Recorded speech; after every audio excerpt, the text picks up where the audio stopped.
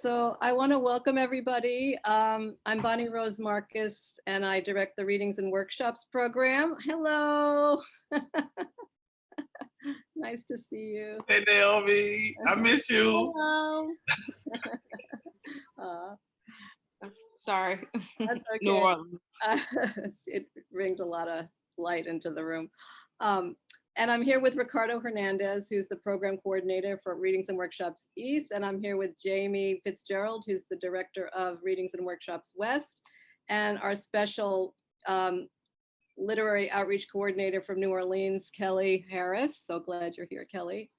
And welcome to everybody. So I'm just curious if there's anybody here who's not familiar with Poets and Writers, particularly the Readings and Workshops program. I don't know if you want to raise your hand, but people that are not on screen. Okay, well, we'll find out later. I'm going to give a little bit of an overview of Poets and Writers and the Readings and Workshops program, and then pass it on to Jamie and Ricardo to talk more specifically about this grant opportunity for BIPOC writers. So Poets and Writers began over 50 years ago. 1970 was when it was founded.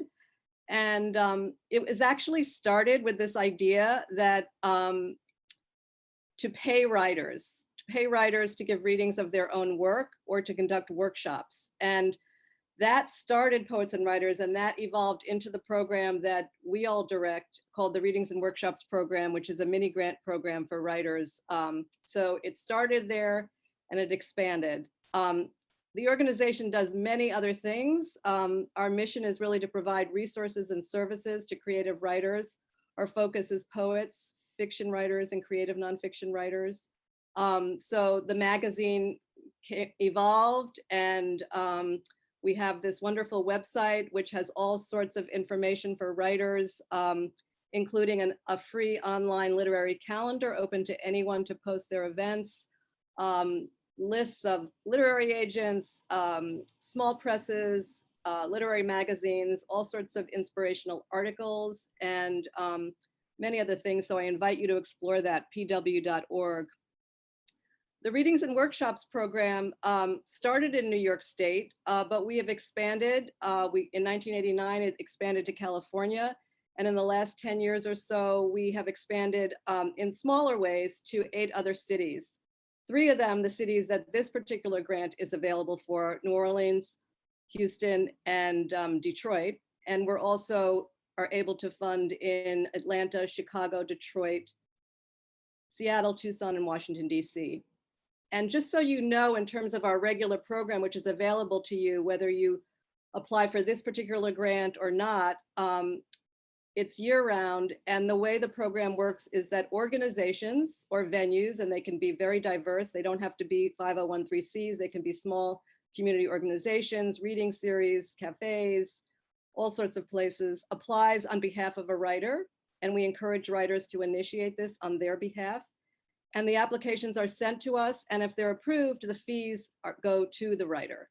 It's kind of a collaboration between a community or an organization or venue and a writer, in that the organization takes the steps to put together the application.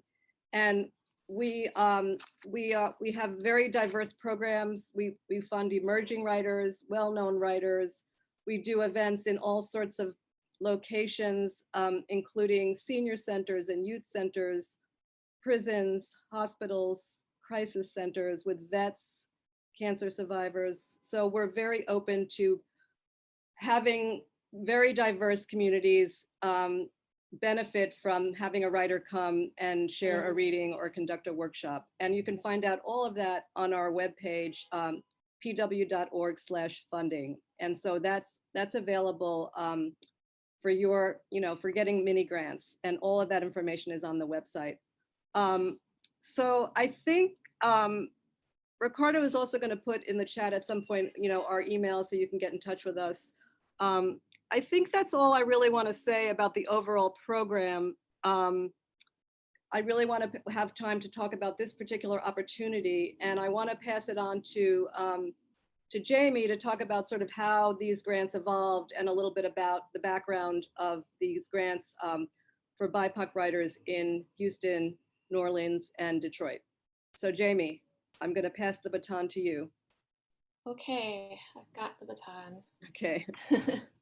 So the project grants evolved out of the program that Bonnie just described, the Readings and Workshops program. And it also evolved out of our United States of Writing initiative, which is an initiative to expand our core programs to better serve writers, especially writers of color, in the 3 cities where we're operating the project grants, or where we're offering the project grants. And it also evolved out of poets and writers taking a look at the organization and doing what we can to look at our programs and services and how they're reaching writers of color, and finding the best way to make the grants more accessible, to make our funding more accessible. And so one of the ways that we thought would help, and we got this information from working with our literary outreach coordinators in each city, including Kelly Harris in New Orleans, Justin Rogers in Detroit, and Lupe Mendez in Houston. We heard feedback from them about the grant application process, and a lot of what they were hearing from writers in their community was that it was sometimes hard to apply because they had to find a sponsoring organization to work through to apply for them. And so we just decided that one way we could fix that was just to allow writers to apply for themselves, at least for this particular program. So that is how we began to offer this opportunity, and this is the second round of grants that we're really excited to be able to offer. And I wanted to also let you know that your outreach coordinator in your city is a great person to look to share information with. They can help you promote events that you might be doing in your community, whether it's funded by us or not. They each have their own Twitter feeds, and Ricardo is going to be sharing those Twitter handles in the chat. And they also do a blog, so be sure to check out their blog. Each post is about things happening in your community. So that's a really great way to kind of keep in touch with the literary outreach coordinators, and they can sort of help promote whatever it is that you're doing as well.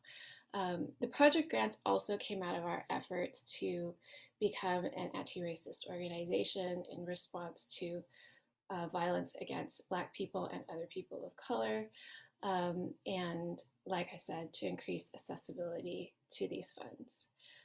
So I hope that that gives a little bit of a background as to how and why we're offering these.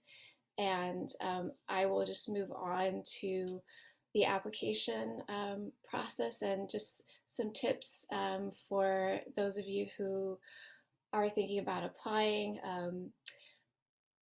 Ricardo is actually going to go through and show you some of the application online, but I will just give you a few little, I guess, tips, which is that we really like the applications to be as detailed and specific as possible. Those are the applications that jump out, the ones that are really well thought out. They have detailed event descriptions, very clear themes or topics that are explained in the application. So really try to be specific, avoid generalities like it'll be a reading. Is there a theme? Is there are specific writers? What are they going to do? Just a little bit of that kind of information really can help set your application apart. And with that, I will let Ricardo take over and talk about the application.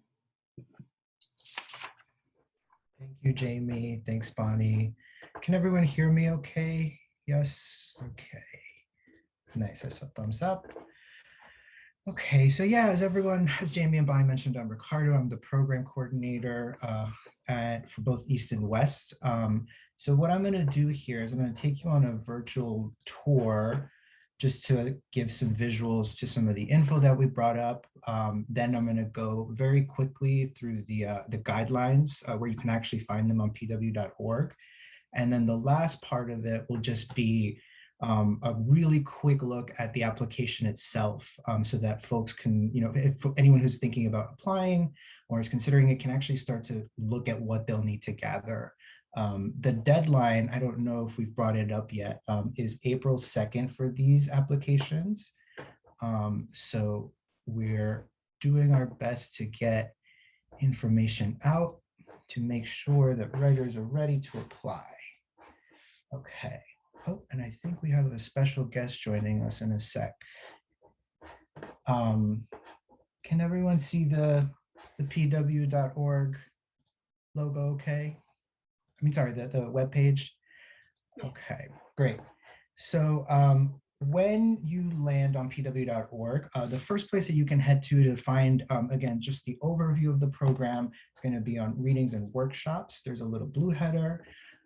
If you go to about readings and workshops, the summary of what Bonnie and Jamie were sort of talking about, the program itself, our adjustment into virtual events, and the current initiative that we have, United States of Writing. Kelly and Lupe Mendez, who I think is joining us but might be in the background, are the literary outreach coordinators in Houston and New Orleans. And you'll actually just get a little more info on the bottom. Here, this is when they visited us in New York in April of 2019. And there's actually a little link to United States of Writing blog. So it's all sort of nicely packaged in that same place.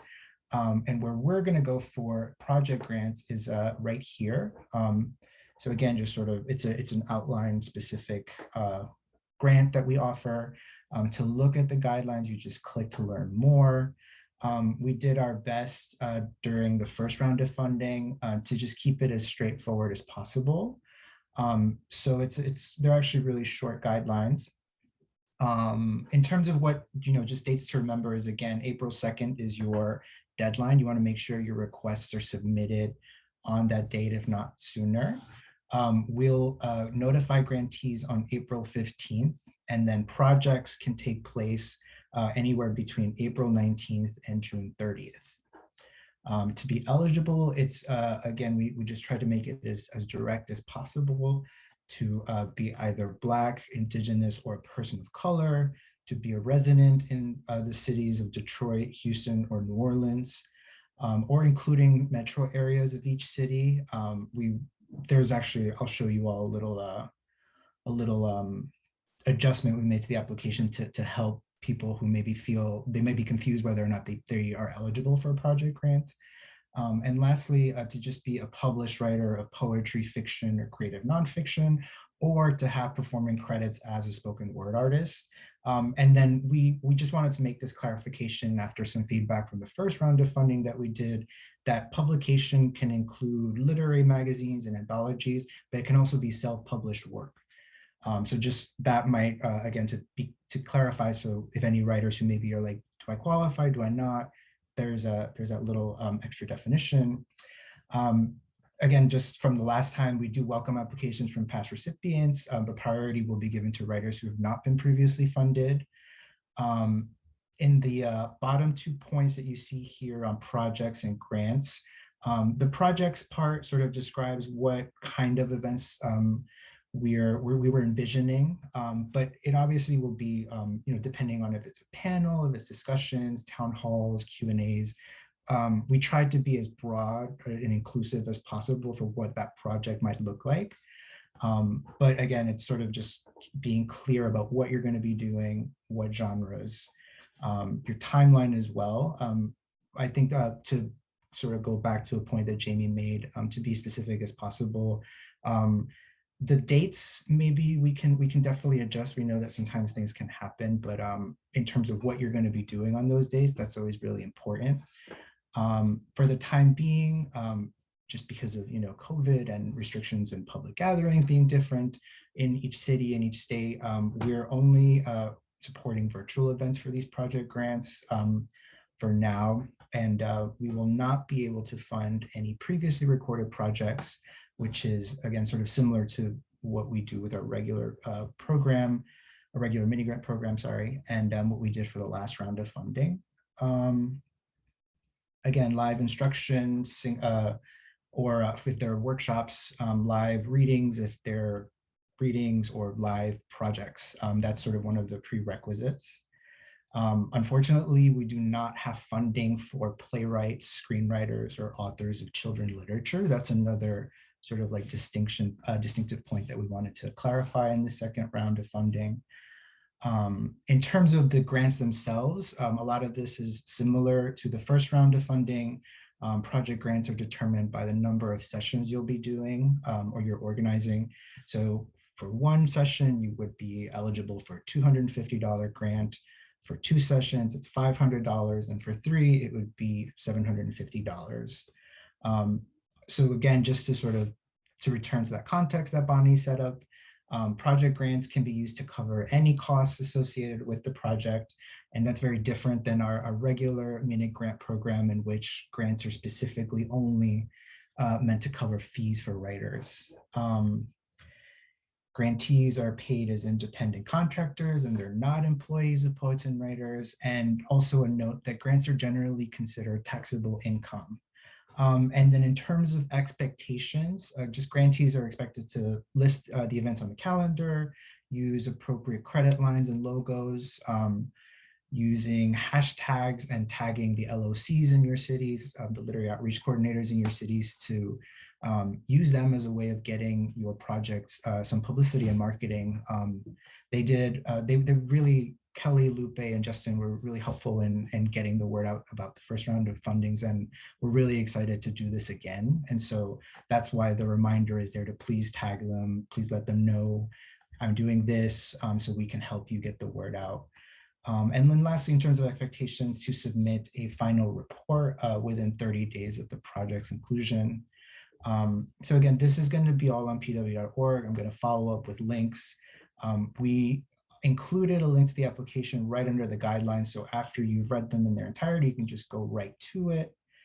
And I've actually set this up so that I can give you a really quick overview of the whole form. Normally, you would have to sort of work your way through each section, and you'll probably see this if you try to fill this out afterwards. But right now, I'm just going to show you each blank form. So the first part is just eligibility. So do you identify as Black, Indigenous, or a person of color? Do you live in one of these metro areas? We ask you to indicate which. In this instance, I'm going to say my project is in New Orleans, and then we're asking folks just to sort of let them know this is how much we can fund where we are, like, geographically. We actually did list all the parishes that we are able to fund through project grants. Similarly, for Detroit, we listed the counties that we're able to support. And then, are you a published writer? You would hit yes. Next, you would be eligible. Part 2 is your information, contact info. This is where you'll remember from the first part of the guidelines, we're asking for folks to just share an author bio with us. We also are just asking for a really quick description of any experience that might help let us know how you're able to, describe any experience that will enable you to implement this project. I've had 3 cups of coffee, so I'm a little right now, so apologies. After that demographic information, it just, again, helps us understand the audiences we're serving, the connections, the communities that we're reaching. And so this is optional, but again, a lot of sort of the thought process and the intentions behind these grants were rooted in our Poets and Writers work to become an anti-racist organization. So this info does help us. So that's the second part. Third part is your project information. This is, again, just to give you all a sense of what the application itself looks like. These are typable fields. You'll let us know your project. we created these categories just to help people sort of get their bearings on what would they describe their community project as, their project as. But there are options to just describe it yourself if maybe these options don't encompass it. Again, the key here is to just be as specific as possible when you're filling out your application. You would let us know how much you're requesting for. There's the very friendly reminder here that projects should take place between April 19th and June 30th. So just again, a reminder of the deadlines, of the timelines you're working with.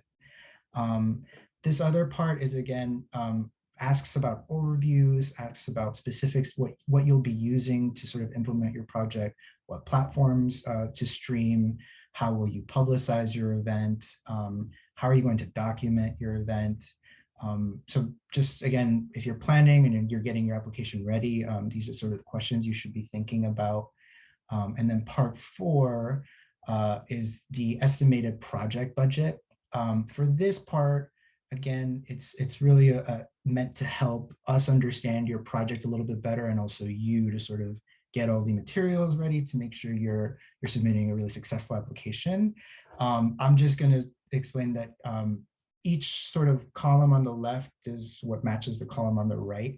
So let's say I'm filling out my project, and for my event, I'm going to be doing 2 readings, and I'm going to apply for $500. And what I want to do is I'm going to pay $100 to each writer. So in this part of the budget, I would write $200 because that's what I'm gonna, sorry, I'm doing the math wrong. I requested $500. I'm gonna pay each writer $200, which means I'd be giving $400 for these 2 writers. And I'll say that here, I'm paying each reader $200.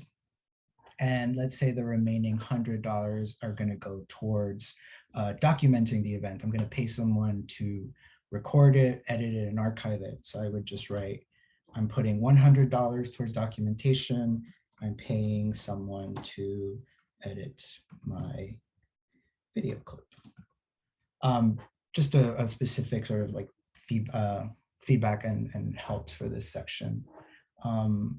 You'll see here at the bottom, your total estimated budget. This is, again, it's just a really simple calculator to help folks get the budget balanced.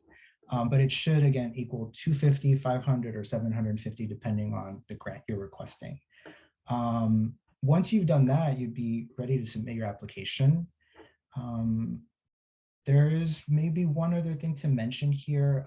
So the form is in 3 sections. It's if you need time to work on it between, we did allow this new function just to save and resume. And what that'll do is if you click it, it'll ask you to save it, and then it'll email you a link to your form so you can keep working on it as you go. But I believe that's all I've got for right now. I'm going to stop the screen share. And again, I'm sorry, I'm a little jittery. The coffee. Let's see.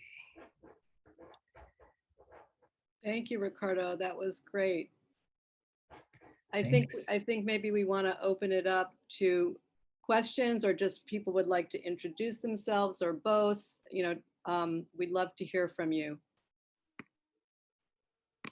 Hi, I guess I can go first. Hi, everybody. My name is Deontay Brown. I am a program coordinator at LGBT Detroit, and I just had some questions. I wrote a few of them down.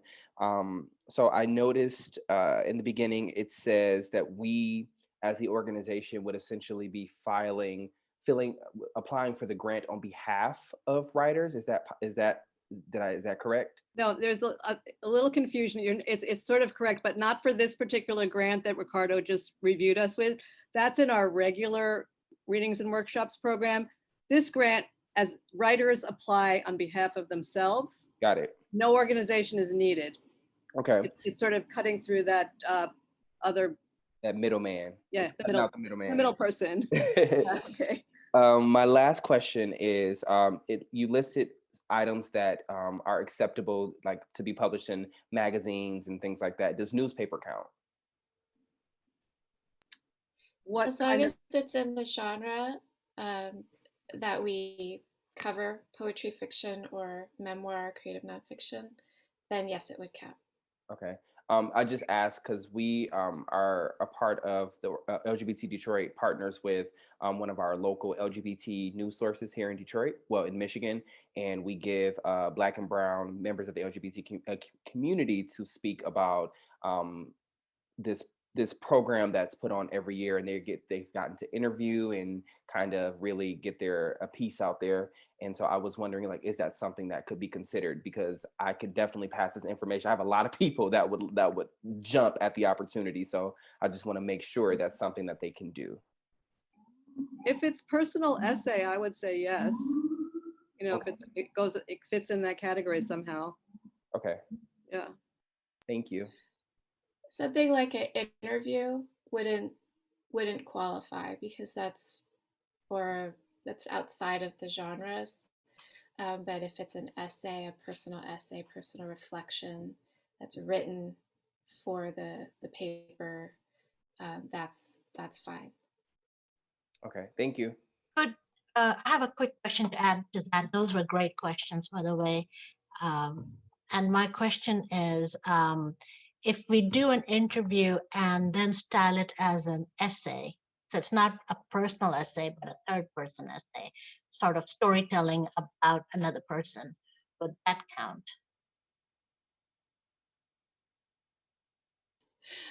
That would likely not count unless it involves the writer's own sort of personal reflection on the process or something to that nature. This is where the line in creative nonfiction between what is creative nonfiction or memoir and what is journalism is a little bit blurry, but that doesn't sound like it would count. Okay, thank you for the clarification.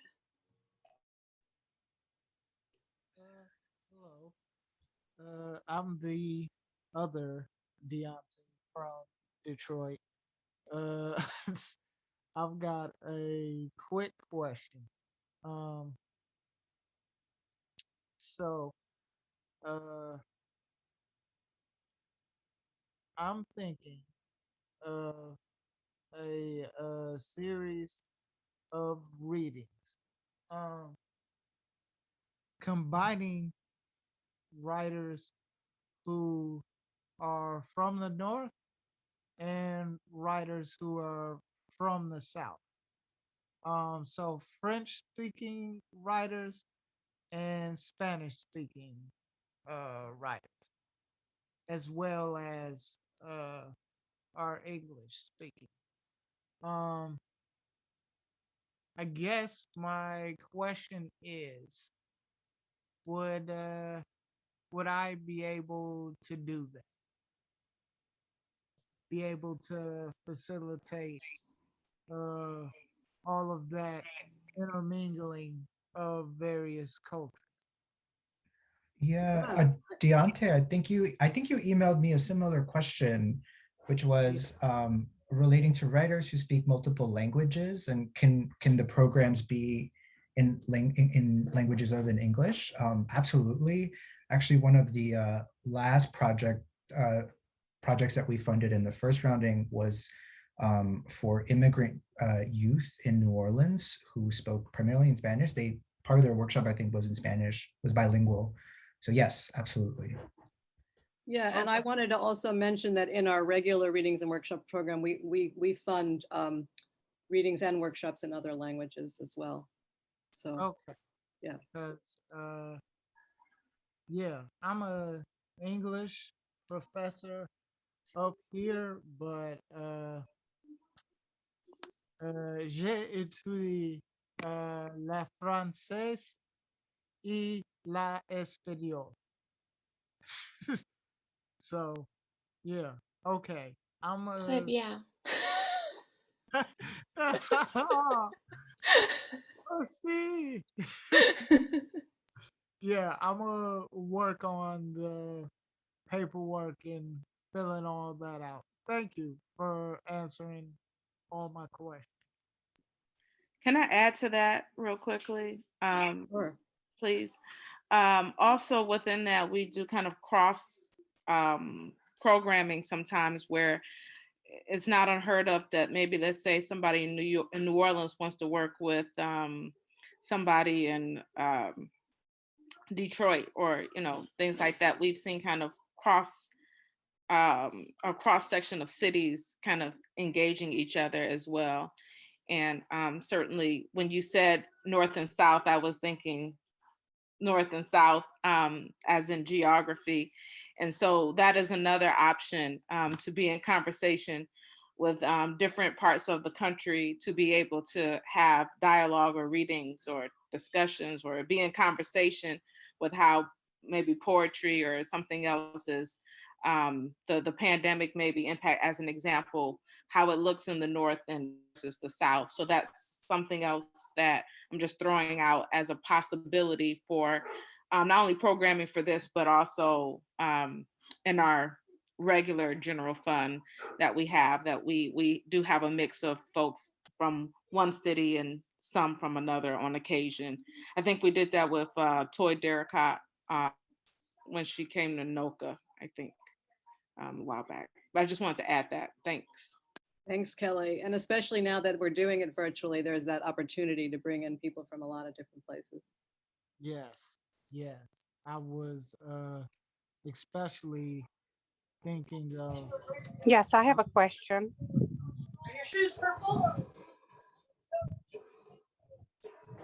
Denise? Yes, I tuned in rather late. I'm traveling.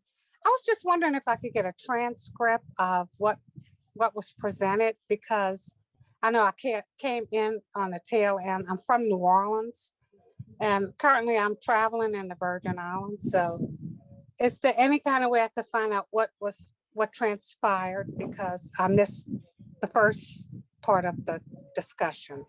Absolutely.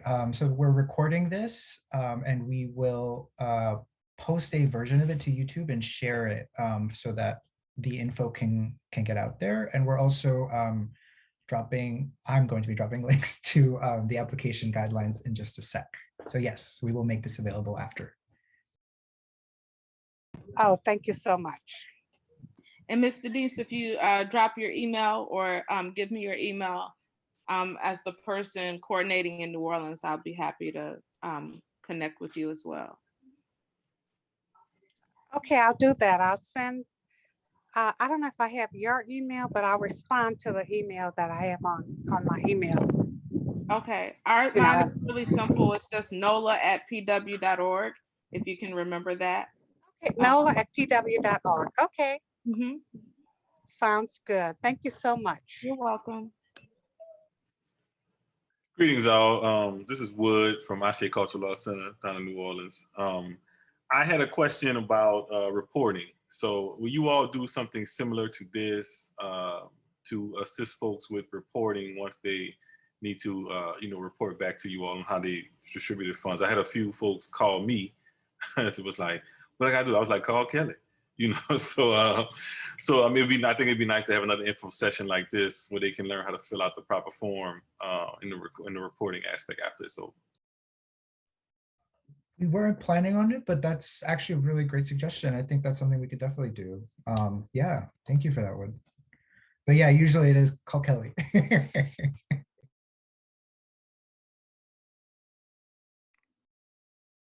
Other questions or people that just want to introduce themselves and say something about what you're doing?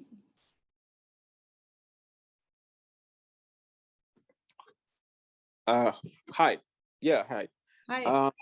I'm Kat. I'm from New Orleans. Oh, there we go. I was trying to figure out how to work this thing on my phone since my laptop is acting crazy. Shouts to Wood and Kelly. I know you guys. I caught in I think the middle section of this, and I think I walked in when Deontay was speaking. I saw this pull up on my feed, and I wanted to get some information about it. And I didn't get everything that I needed, but I do have a couple plans. I was hoping to. I don't know if I needed to partner with a organization to apply for this. So that was one of my questions, but I did have an idea to use the funding for some type of online, like sort of festival online presentation. So I didn't know if that was going to be possible for this. So that was just my question. Yeah, this particular grant, you don't need a sponsor or an organization. It's you as the writer applying for your project. That can Okay. include you and other writers, and certainly, and we're only doing virtual events now through June. So certainly an online festival is very much eligible. Mhm. Yeah. Mhm. And I will add that the range of funding, depends on the number of sessions you have. So on the low end is one, if you're doing one session, that's $250, and if it goes up as you have more sessions. But yeah, feel free to contact call Kelly, hashtag call Kelly. And Hashtag call Kelly. but no, we are. I am particularly wanting to see some more Black males applying, and we and have some new folks in the mix and try to get as many folks funded in New Orleans across the board. So definitely, as Bonnie said, everything is more than, I think you're in the eligibility category. So just, yeah, give me a call or email me. I'll drop my email in the chat box so everybody can have it. And yeah, so I'm around. Thank you. Sorry, I have one more question. I forgot I had this question. For sure. How many recipients how many people how many applications are you going to be approving? So is there a set number that's going to be a set number of funding that's divvied out, or is it based on the number of applications? It's based on a limited amount of funds that we have available for this particular project. So it will be competitive in that sense. We can't fund everything that comes in, although we would like to. So yeah, I think we funded, it was believe it, correct me, Ricardo or Jane, but I think we funded 19 projects for the last round. That's right. Yeah, we did 19 projects, 19 writers. That was a cohort. And then we did our best, I think, to divvy up the money equally. I think the total we did was $12,000 for the first round of project grants among the 3 cities. And then this time around, we have around 10,000, and we're sort of, again, just planning out, hoping to spread it evenly. But it all depends on the number of submissions we get. And so this is where, again, like I really encourage you to reach out to, I'm correct me if you're wrong, you're in Detroit, right, Deontay? So yeah. I can connect you with Justin Rogers, who is our coordinator in Detroit. And he can also help you sort of if you want to brainstorm anything. But yeah, it all depends on, I definitely encourage you to submit. It wouldn't be for something. It wouldn't be for me personally, because I don't consider myself a writer. However, I'm in community with a lot of individuals who are writers, and so I'm on this call so that I can pass that information to the necessary individual. So it wouldn't be directly for me, but I wanted to get all of the information so that way when I present it to them, they had it and they can move forward. So it's an opportunity for them. Right. Sorry. Yeah. To that end, though, I still will connect you to Justin just in case you want to also share that info to the folks you're reaching out to. Perfect. Thank you. Thank you. Yeah, and also just to say that each literary coordinator is going to be working closely with each of us in the approval process this time around. So,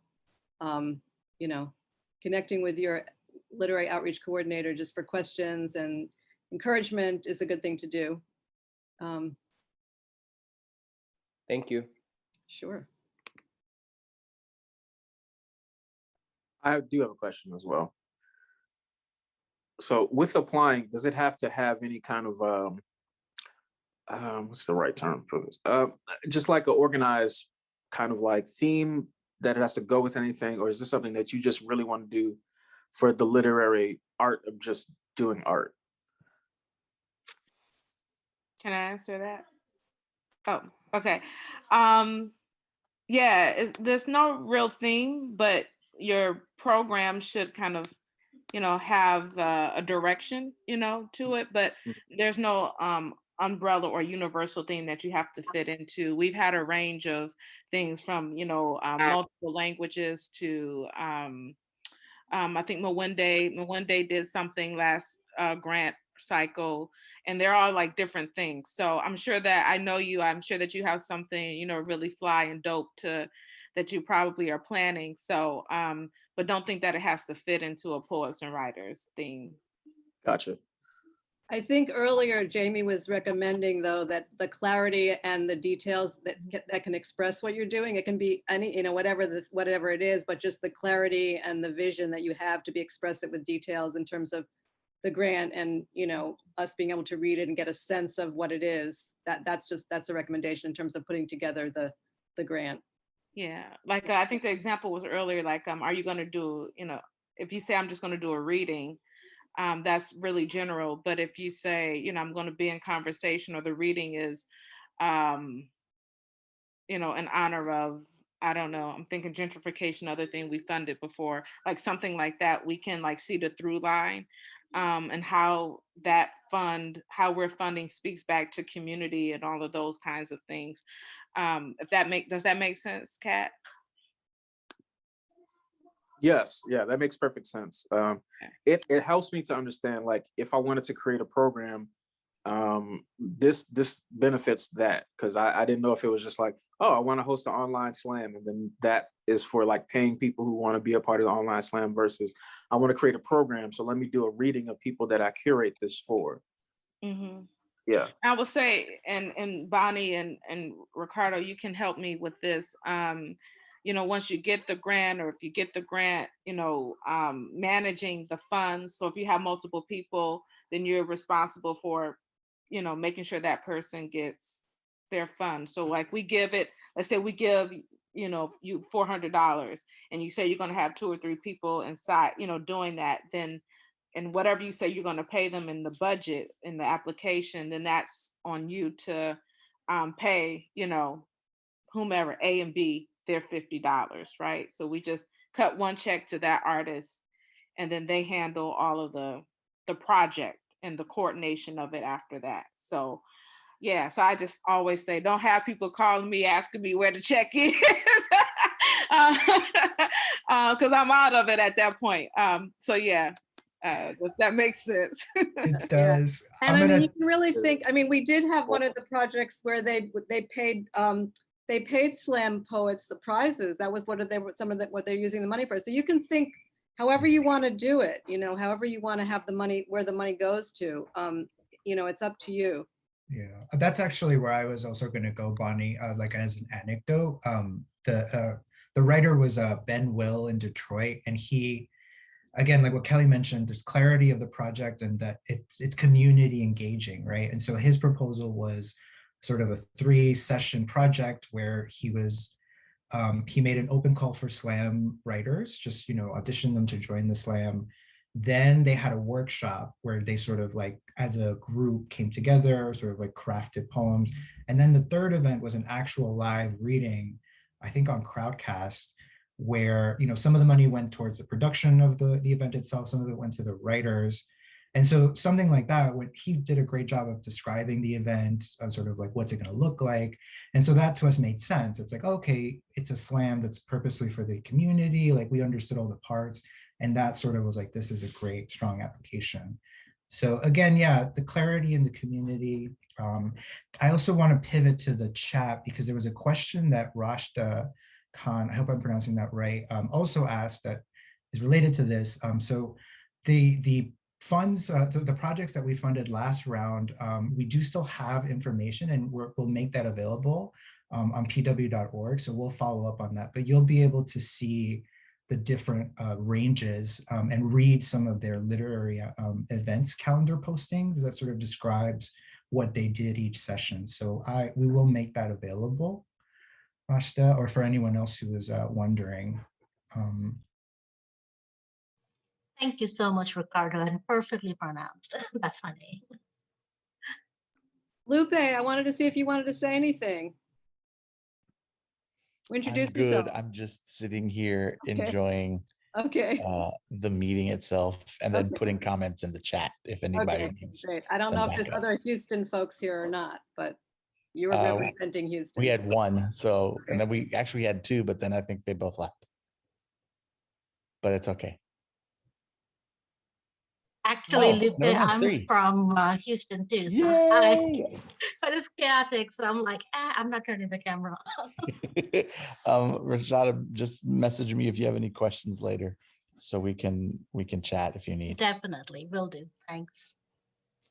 Oh, and Amanda's Okay. still here too. Yay! So I've got 2 questions.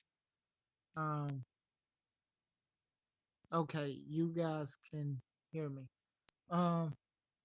So the first question is can I combine writers from Canada and Mexico to encourage the growth of literacy in all of our communities in the US, Canada, and Mexico?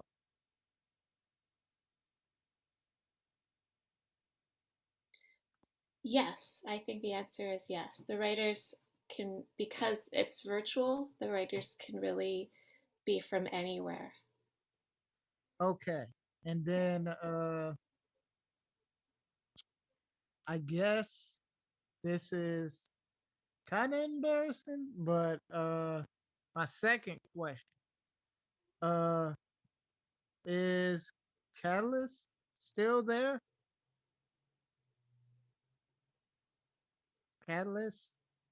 Yeah, I'm here.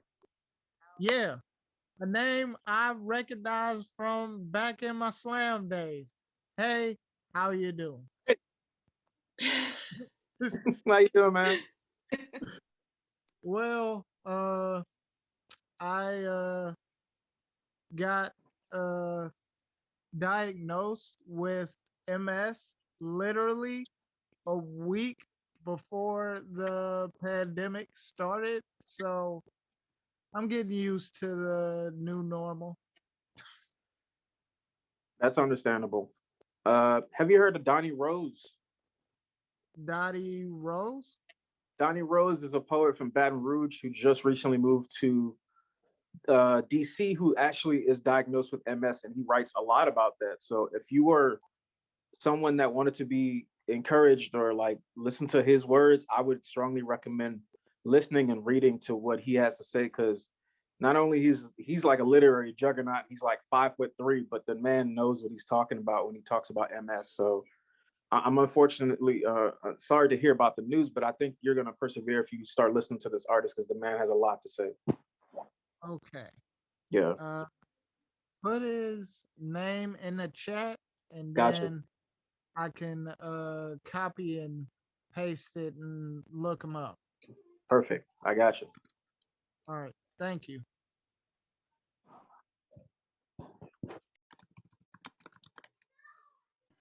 Can I jump in? I have to get on another call. Yes. I'm like zooming who Yes. today.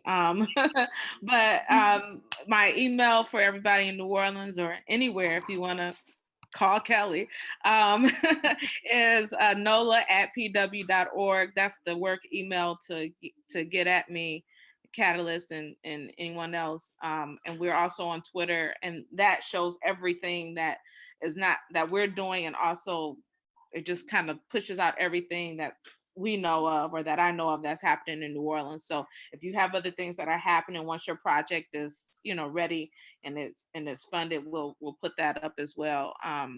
Also, so Donnie Rose is a great resource, a great poet. So definitely anybody should check him out, whether you have, MS or not.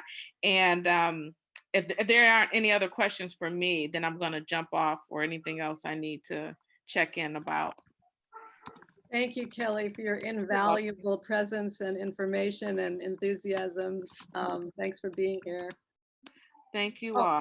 I also wanted to, before it is getting close to time, I just wanted, so we don't forget, Poets and Writers is having its first annual gala on March 25th. It's open to everyone and it's free, which is never the case. So, and we have some very special guests this year, including Oprah Winfrey, Stacey Abrams, and Joy Harjo is going to be reading a poem. So yeah, it should And the be fun and Cornelius- exciting. And The I think Cornelius Ricardo's gonna, Edie trio. what's that?